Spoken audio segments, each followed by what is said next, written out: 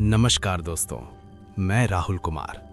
आज जो कहानी मैं आपको सुनाने जा रहा हूँ वो सिर्फ एक रात की नहीं बल्कि उस एहसास की है जब इंसान को लगने लगता है कि शायद कुछ जगहें ऐसी होती हैं जहाँ जाना ही नहीं चाहिए। उस दिन शाम के करीब 7 बजे मैं लखनऊ से एक छोटे से कस्बे की तरफ निकल पड़ा था। ठंडी हवा चल रही थी और आसमान में बादल इतने नीचे झुके हुए थे जैसे शहर पर कोई भारी साया मंडरा रहा हो। मुझे वहाँ एक पुराने दोस्त से मिलना था, लेकिन मुझे बिल्कुल अंदाज़ा नहीं था कि वो सफ़र मेरी ज़िंदगी की सबसे डरावनी याद बन जाएगा। बस धीरे धीरे सुनसान सड़क पर आगे बढ़ रही थी। खिड़की से बाहर सिर्फ धुंध, सूखे पेड़ और कभी-कभी टिमटिमाती दूर की लाइटें दिख रही थीं। ड्राइवर ने अचानक रेडियो बंद कर दिया और पूरे बस में अजीब सा सन्नाटा फैल गया। तभी पीछे बैठा एक बुजुर्ग आदमी धीरे से बोला, रामगढ़ जाने वाले पहली बार ही जाते हैं, दूसरी बार कोई लौटकर नहीं आता। उसकी बात सुनकर सब लोग हंस पड़े, लेकिन पता नहीं क्यों मेरे दिल में हल्की सी घबराहट बैठ गई। मैंने नज़रें खिड़की से हटाकर सामने की सीट पर बैठे एक लड़के पर डाली जो लगातार मुझे घूर रहा था। उसकी आंखें बिल्कुल खाली थीं, जैसे वो मुझे पहचानता हो मगर बोल नहीं पा रहा हो। करीब 1 घंटे बाद बस एक छोटे से स्टॉप पर रुकी। बोर्ड पर धुंध के बीच बस एक नाम साफ दिख रहा था, रामगढ़ हॉल्ट। ड्राइवर ने कहा, जिसे उतरना है जल्दी उतर जाए, यहाँ बस ज़्यादा देर नहीं रुकती। मैंने बैग उठाया और नीचे उतर गया। जैसे ही बस चली, आसपास का सन्नाटा और गहरा हो गया। दूर कहीं कुत्ते के भौंकने की आवाज़ आई, फिर अचानक बंद हो गई। स्टेशन जैसा कुछ था भी नहीं, बस टूटी हुई बेंच, जंग लगी पटरी और एक पुरानी घड़ी जो शायद सालों से रुकी हुई थी। तभी मेरे पीछे से किसी लड़की की हल्की सी हंसी सुनाई दी। मैंने पलट कर देखा, एक लड़की धुंध के बीच खड़ी थी। उसके बाल हवा में धीरे धीरे उड़ रहे थे और चेहरा आधे अंधेरे में छिपा था। उसने कुछ नहीं कहा, बस हाथ से इशारा किया, इधर आओ। मैंने सोचा शायद वही दोस्त ने भेजी होगी, इसलिए उसके पीछे चल पड़ा। लेकिन जितना आगे बढ़ते गए, रास्ता उतना ही अजीब होता गया। सड़क खत्म हो गई और कच्ची पगडंडी शुरू हो गई। पेड़ों की शाखाएं ऐसे झुक रही थीं जैसे हमें रोकना चाहती हों। कुछ दूर चलने के बाद उसने अचानक कहा, अगर किसी ने नाम लेकर पुकारा तो जवाब मत देना। उसकी आवाज़ बिल्कुल ठंडी थी। मैंने पूछा क्यों? वो कुछ सेकंड चुप रही, फिर धीरे से बोली, क्योंकि यहाँ सब जिंदा नहीं है। मेरे कदम अपने आप धीमे हो गए। दिल की धड़कन इतनी तेज हो चुकी थी कि खुद को ही सुनाई दे रही थी। तभी दूर कहीं से किसी ने मेरा नाम पुकारा, राहुल। आवाज़ बिल्कुल मेरे बचपन के दोस्त जैसी थी। मैं रुक गया। लड़की ने तुरंत मेरा हाथ पकड़ लिया। उसकी उंगलियां बर्फ जैसी ठंडी थीं। मत रुकना, उसने फुसफुसाया। हम एक पुराने घर के सामने आकर रुके। गेट आधा खुला था और हवा से बार बार टकराकर कर्र कर्र की आवाज़ कर रहा था। घर की खिड़कियों से हल्की पीली रोशनी बाहर आ रही थी, जैसे अंदर कोई इंतजार कर रहा हो। जैसे ही मैंने अंदर कदम रखा, पीछे का गेट खुद ब खुद बंद हो गया। हॉल के बीचों बीच एक पुरानी कुर्सी रखी थी और उसके सामने जमीन पर राख जैसी काली धूल फैली हुई थी। दीवार पर लगी घड़ी अचानक चलने लगी, टिक टिक टिक। हर आवाज मेरे कानों में हथौड़े की तरह लग रही थी। मैंने लड़की की तरफ देखा, लेकिन वो अब वहां नहीं थी। पूरा घर खाली था। और तभी ऊपर की मंजिल से किसी के धीरे धीरे चलने की आवाज आने लगी, जैसे कोई जानबूझकर हर कदम की आहट मुझे सुनाना चाहता हो। मैंने सांस रोकी। आवाज सीढ़ियों तक आई और फिर अचानक रुक गई। उस पल मुझे पहली बार एहसास हुआ कि शायद मैं उस जगह आ चुका था जहां से कहानियां शुरू तो होती हैं लेकिन खत्म कभी नहीं होती। वहीं से असली डर की शुरुआत हुई। ऊपर से आते कदमों की आवाज अचानक बंद हो चुकी थी, लेकिन उस सन्नाटे में भी मुझे साफ महसूस हो रहा था कि कोई मुझे देख रहा है। ऐसा लग रहा था जैसे पूरा घर मेरी हर हरकत को सुन रहा हो, दीवारें, खिड़कियां, यहाँ तक कि फर्श भी। मैंने हिम्मत करके सीढ़ियों की तरफ कदम बढ़ाया। हर स्टेप पर धूल जमी हुई थी और जैसे ही पैर रखता, हल्की सी चरमराहट पूरे घर में गूंज जाती। सीढ़ियों के बीच में पहुंचते ही अचानक पीछे से वही लड़की की आवाज आई, ऊपर मत जाओ। मैं झटके से पलटा, लेकिन नीचे कोई नहीं था, सिर्फ हॉल की घड़ी जो अब पहले से तेज चल रही थी। टिक टिक टिक। दिल की धड़कन बढ़ गई। मैंने खुद से कहा, शायद डर की वजह से दिमाग खेल खेल रहा है, और फिर धीरे धीरे ऊपर चढ़ गया। ऊपर पहुंचते ही एक लंबा सा गलियारा सामने था। दोनों तरफ बंद दरवाजे और आखिरी कमरे से हल्की पीली रोशनी बाहर आ रही थी। हवा बिल्कुल नहीं थी, फिर भी गलियारे में टंगे पुराने फोटो फ्रेम अपने आप हिल रहे थे। मैंने एक फोटो पर नजर डाली और मेरा गला सूख गया। फोटो में वही लड़की खड़ी थी, मगर उसके साथ एक और आदमी था जिसकी शक्ल बिल्कुल मेरी जैसी लग रही थी। मेरे कदम अपने आप उस आखिरी कमरे की तरफ बढ़ने लगे। गेट आधा खुला था और अंदर से किसी के धीमे धीमे गुनगुनाने की आवाज आ रही थी। कोई पुराना टूटा हुआ गीत। मैंने दरवाजा हल्का सा धक्का दिया। कमरे के बीचों बीच एक पुरानी मेज थी और उस पर दर्जनों मोमबत्तियां जल रही थीं।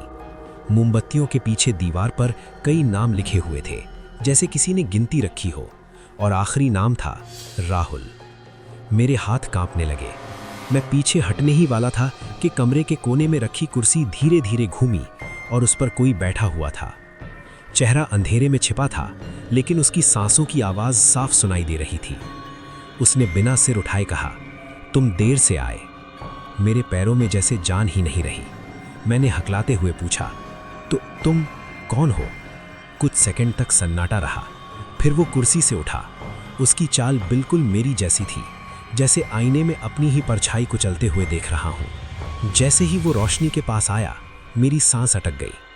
उसका चेहरा मेरा ही चेहरा था।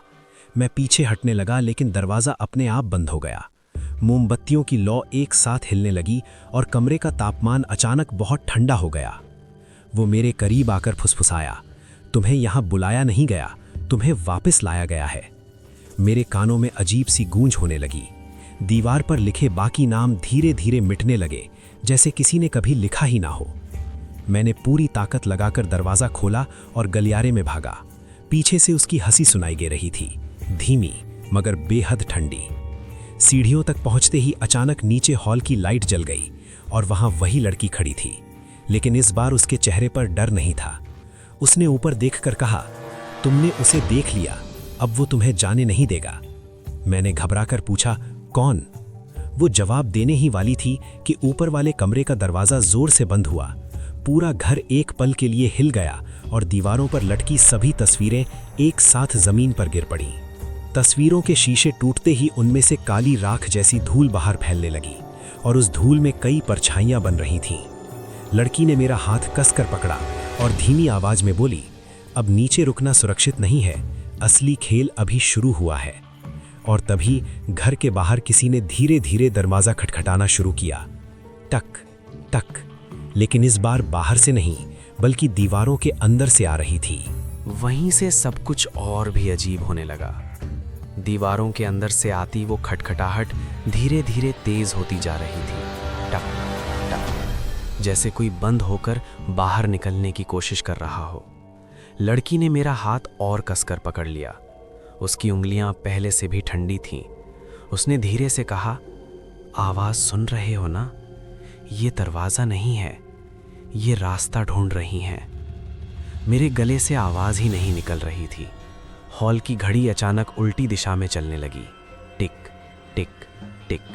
हर टिक के साथ हवा भारी होती जा रही थी।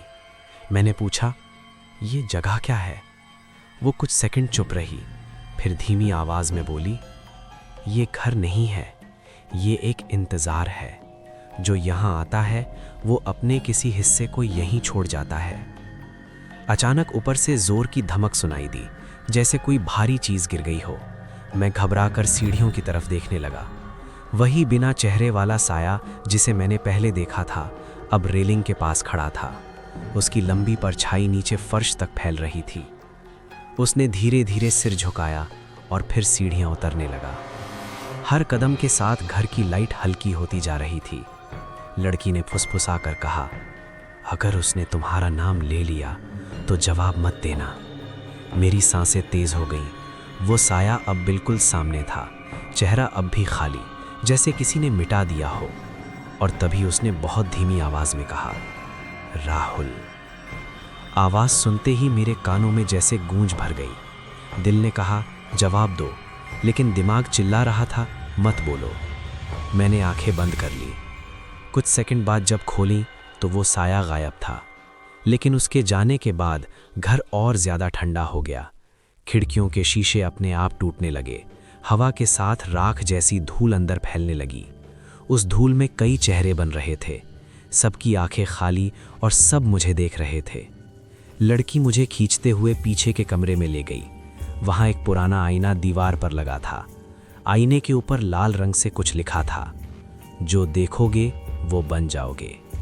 मैंने नज़रें झुका लीं, लेकिन फिर भी खुद को आईने में देख लिया और उसी पल मेरी सांस रुक गई। आईने में मैं अकेला नहीं था। मेरे पीछे कई परछाइयाँ खड़ी थीं और उनमें से एक धीरे धीरे मेरे कंधे पर हाथ रखने वाली थी। मैंने झटके से पीछे मुड़कर देखा, कोई नहीं, लेकिन आईने में वो हाथ अब भी मेरे कंधे पर था। लड़की अचानक घबरा कर बोली, समय खत्म हो रहा है, उसे नया नाम चाहिए। मैं समझ नहीं पा रहा था कि वो किसकी बात कर रही है। तभी आईने की सतह में हल्की दरारें पड़ने लगी।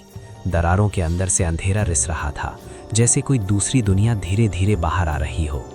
आईने के भीतर से वही मेरा दूसरा चेहरा उभरने लगा। वही आंखें, वही मुस्कान, लेकिन उसमें इंसानियत नहीं थी। उसने आईने के अंदर से होंठ हिलाए। अब तुम्हारी बारी है।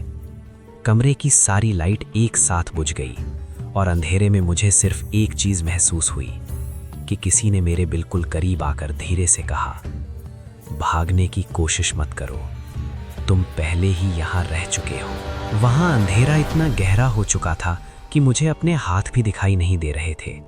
बस आईने में पड़ती दरारों की हल्की सी आवाज़ और किसी की ठंडी सांसें मेरे बिल्कुल पास। मैंने हिम्मत करके एक कदम पीछे लिया, लेकिन फर्श जैसे नरम हो चुका था, जैसे मैं किसी ठोस ज़मीन पर नहीं बल्कि किसी पुरानी याद के ऊपर खड़ा हूँ। लड़की की आवाज़ कहीं दूर से आई, राहुल, अगर अभी नहीं निकले तो कभी नहीं निकल पाओगे। मैंने उसका नाम पुकारना चाहा, मगर आवाज़ गले में ही अटक गई। तभी अचानक आईना पूरी तरह टूट गया। कांच के टुकड़े हवा में जैसे कुछ सेकंड के लिए रुक गए और हर टुकड़े में मुझे अपना अलग अलग चेहरा दिखाई देने लगा। कोई डरा हुआ, कोई खाली, कोई मुस्कुरा रहा। अंधेरे में वही दूसरा मैं धीरे धीरे बाहर आया। उसकी चाल बिल्कुल मेरी जैसी थी, मगर आंखों में अजीब सी चमक थी। उसने बिना कुछ बोले मेरी तरफ हाथ बढ़ाया। उस पल मुझे लगा जैसे कोई अदृश्य ताकत मुझे उसकी तरफ खींच रही है।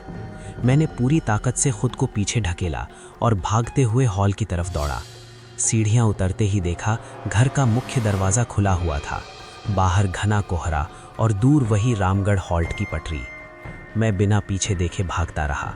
कोहरे में कदमों की आवाज़ गूंज रही थी, लेकिन ये समझ नहीं आ रहा था कि वो आवाज़ मेरी थी या किसी और की। जैसे ही पटरी के पास पहुंचा, अचानक ट्रेन की तेज़ सीटी सुनाई दी। मैंने सोचा शायद बच गया, लेकिन पटरी पर कोई ट्रेन नहीं थी। सिर्फ धुंध के बीच कई परछाइयाँ खड़ी थीं, सबकी नज़रें मेरी तरफ। उनमें से एक लड़की भी थी, वही जिसने मुझे घर तक लाया था, मगर इस बार उसका चेहरा शांत था, जैसे वो बहुत पहले ही सब समझ चुकी हो।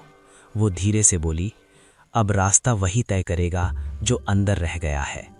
मेरे कानों में गूंज बढ़ने लगी। पीछे मुड़कर देखा, वो घर अब दूर नहीं था, बल्कि लगता था जैसे मेरे पीछे पीछे खिसकता चला आ रहा है। उसकी खिड़कियों में पीली रोशनी जल उठी और हर खिड़की में मेरा ही चेहरा दिख रहा था। मैंने आंखें बंद कर लीं। कुछ सेकंड बाद जब खोलीं तो खुद को उसी घर के हॉल में खड़ा पाया। दीवार पर लगी घड़ी फिर से चल रही थी, टिक टिक, और ज़मीन पर एक नया नाम धीरे धीरे उभर रहा था, राहुल कुमार। मेरी सांसें तेज हो गईं। मैंने दरवाजे की तरफ भागना चाहा, मगर अब वहाँ कोई दरवाज़ा था ही नहीं, सिर्फ दीवार, और उस दीवार के अंदर से आती वही खटखटाहट, टक टक। तभी ऊपर की मंजिल से कदमों की आवाज़ आई, वही चाल, वही परछाई, और इस बार मुझे समझ आ गया कि जो ऊपर चल रहा था वो शायद मैं ही था। मेरे फ़ोन की स्क्रीन अपने आप जल उठी। उस पर सिर्फ एक लाइन लिखी थी, अगला मुसाफिर रास्ते में है, तैयार रहो। और उसी पल हॉल की लाइट बुझ गई। कहानी यहाँ ख़त्म नहीं होती, क्योंकि अगर कभी रात के सन्नाटे में कोई अनजान आवाज़ तुम्हारा नाम लेकर पुकारे, तो हो सकता है वो घर अब तुम्हें भी ढूंढ रहा हो। कहानी अगर पसंद आई हो तो हमारे वीडियो को लाइक करें और कमेंट में ज़रूर बताएं कि अगली बार आप किस टॉपिक पर कहानी सुनना पसंद करेंगे। धन्यवाद।